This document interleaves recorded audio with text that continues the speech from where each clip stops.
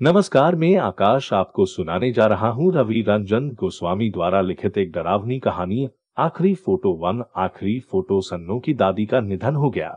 जब यूसुफ ने ये सुना तो उसने अपने पोते जॉन से अपने पीछे आने के लिए कहा और कुंवर साहब की हवेली पर पहुंच गया। सन्नो की दादी का 75 वर्ष की आयु में निधन हो गया था। जोसेफ शहर में एक पुराना फोटोग्राफर था। सन्नो की दादी उसकी पुरानी ग्राहक थी। उसका नाम राजकुमारी था। जब दादी यहाँ आई तो वह एक खूबसूरत युवती थी। उनके पति कुंवर चंदन सिंह उनसे बहुत प्यार करते थे। उन दिनों जोसेफ के पास कोई फोटो स्टूडियो नहीं था। वह उस समय तक प्रचलित पिनहोल कैमरे के साथ कचहरी के बाहर फुटपाथ पर बैठते थे और जब भी शहर में कोई मेला लगता था तो वह एक छोटा तंबू खड़ा करते थे और इसे अपना फोटो स्टूडियो बनाते थे। जब राजकुमारी और चंदन सिंह मेले में आते तो जोसेफ से फोटो जरूर खिंचवाते थे। राजकुमारी को तस्वीरों का बहुत शौक था। फिर उसकी तस्वीर कभी उतनी खूबसूरत नहीं आई जितनी वह थी। उसकी नाक का आकार ऐसा था कि ये फोटो में कुछ टेढ़ा लगता था। अंग्रेजी में हम कह सकते हैं उसका चेहरा फोटोजेनिक नहीं था। जोसेफ कड़ी मेहनत करता रहा। उन्होंने एक फोटो स्टूडियो खोला। फोटो तकनीक बेहतर हुई। फिल्म कैमरों को डिजिटल कैमरों से बदल दिया गया था। लेकिन राजकुमारी और जोसेफ दोनों बूढ़े हो गए और राजकुमारी की शिकायत बदल गई। अब वह कहती, यूसुफ, पहले आप ज्यादा अच्छी फोटो लेते थे। जोसेफ ने अपने स्टूडियो में राजकुमारी और कुंवर चंदन सिंह की एक तस्वीर लगा रखी थी। उम्र बीत गई। जोसेफ के पोते जॉन ने अब स्टूडियो की जिम्मेदारी संभाल ली थी। श्रीमती राजकुमारी अब सन्नो की दादी बन गई थी। समय का पहिया घूमता रहता है। यह आपकी किसी भी इच्छा के पूरा होने का इंतजार नहीं करता है।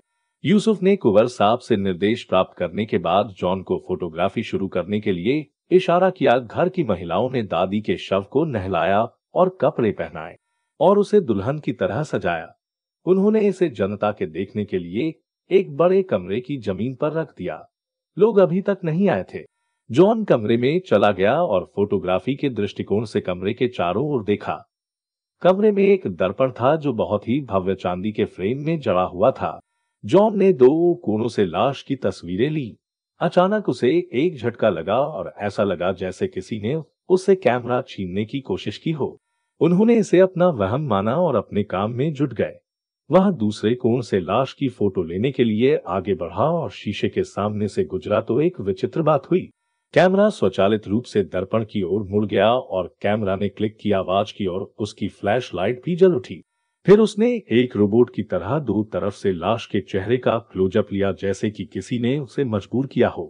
जब उसने लाश का चेहरा देखा तो लाश बिना आवाज किए हंस रही थी। कैमरा फेंकते हुए बाहर भाग गया।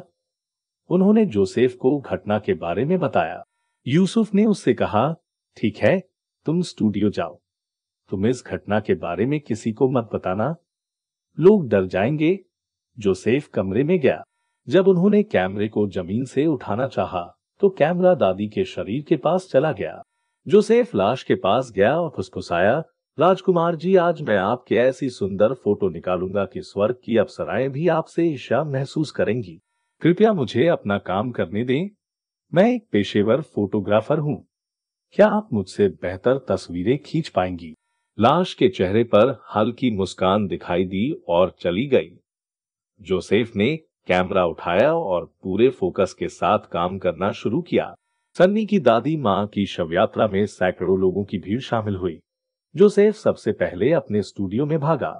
उसने अपने पोते जॉन से कहा, अब तुम कंप्यूटर पर दादी के चेहरे की सबसे अच्छी तस्वीर बना दो। जॉन ने कंप्यूटर पर फोटोशॉप की मदद से राजकुमारी जी की एक शानदार तस्वीर बनाई, एक प्रिंट निकाला और जोसेफ को दे दिया। जोसेफ दौड़ता हुआ श्मशान घाट पहुंचा। दादी के अंतिम संस्कार की चिता में आग लगाई जा रही थी। थोड़ी देर के बाद लोगों ने चिता में लकड़ी के टुकड़े डालने की रस्म शुरू की। जोसेफ ने पास में रखी लकड़ियों के ढेर से एक लकड़ी निकाली और फोटो को अपनी शर्ट की जेब से निकाल लिया। उसने जलती चिता का एक चक्कर लिया और लकड़ी और फोटो उसमें फेंक दी। वह चिता से थोड़ी दूर खड़ा हो गया। उसे छूकर हवा का एक झोंका गुजरा। किसी ने उसके कान में फुसफुसाते हुए कहा, धन्यवाद, फोटो अद्भुत है। चिता अधिक तीव्रता के साथ जलने लगी।